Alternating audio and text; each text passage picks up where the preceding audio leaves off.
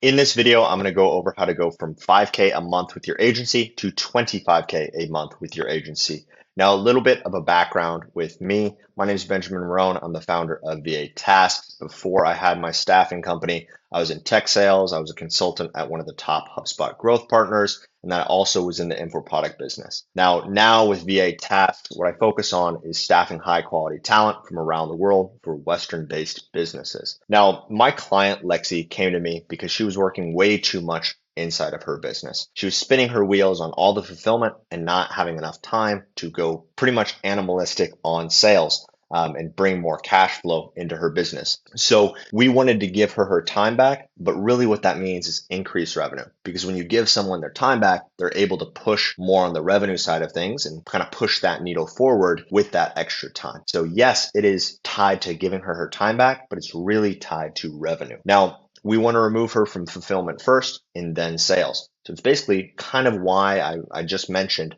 what we do with removing and giving them back time. If I remove you from fulfillment, you can actually focus all your time inside of sales and thus make more cash flow happen. Now, as a strategy of how we did this, first, we wanted to identify the tasks she really shouldn't be doing as that business owner. We then wanted to map out what was going on inside of her business. If we can't figure out what happens at each step, she's not going to be able to actually scale her business and hire someone for that role. Third was building out a basic process. So standard operating procedures with step-by-step videos to explain them to her new hire. Now, when we really wanted to execute this, the first step was creating a task list. What does she not like doing? Everyone's going to have a much better day at work if they come in and there's less of what they don't like doing. Right? So what can we remove from her plate that she hates doing? And then what should she not be doing? What are some of those tasks that she just finds herself doing that do not make sense for her to be doing? Once we knew what we eliminated from her task list and what we could delegate, we could move on to this next step. And when we looked at what these kind of tasks looked like, it was fulfillment, forms, client communications, lead gen. She had a PR agency, or she has a PR agency. So there's a lot of back and forth communication, article writing, and we were able to map out processes that her virtual assistant could follow to actually do these tasks and get them off of her plate. So step two was step-by-step documentation. The only reason why she can do what she can do and no one else can is because everything's up inside of her brain.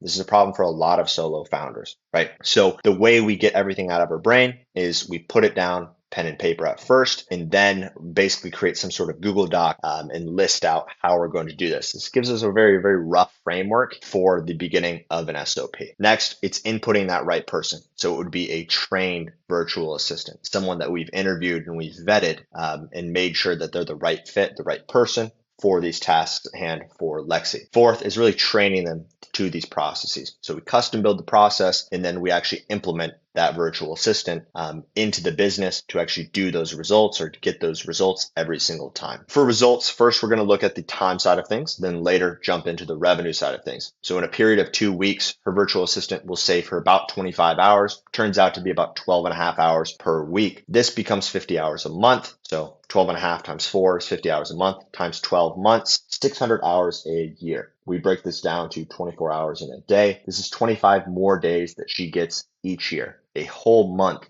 to put back into lead gen, to put back into sales, to put back into things that actually move the needle forward and generate more revenue for her business. This is why we started with fulfillment, to remove her from fulfillment so then she could put everything she has into sales. Now, as far as the revenue side of things, she was able to take all of her time for fulfillment and put it back into sales and lead gen. This was able to take her from 5K a month to 25K a month in about the span of 45 days. Now, as far as a conclusion on how we could do this or how you could replicate this inside of your own business is first know what is tying you down. What are those things you shouldn't be doing? Make a task list and eliminate and delegate from there. Second is building a structure around it. You can't teach something to someone when there's not a structure. You need to have step-by-step instructions or SOPs so they can actually follow these tasks and get that same result for you every single time. The third step is teaching it to that competent and trained individual, finding them through interviewing and vetting, and then training them on these procedures and constantly optimizing for it. So this is the end of the case study video where we took Lexi from 5K to 25K a month with a trained virtual assistant. If you're looking to hire an executive assistant or hire remote talent and need help with the interviewing, the vetting,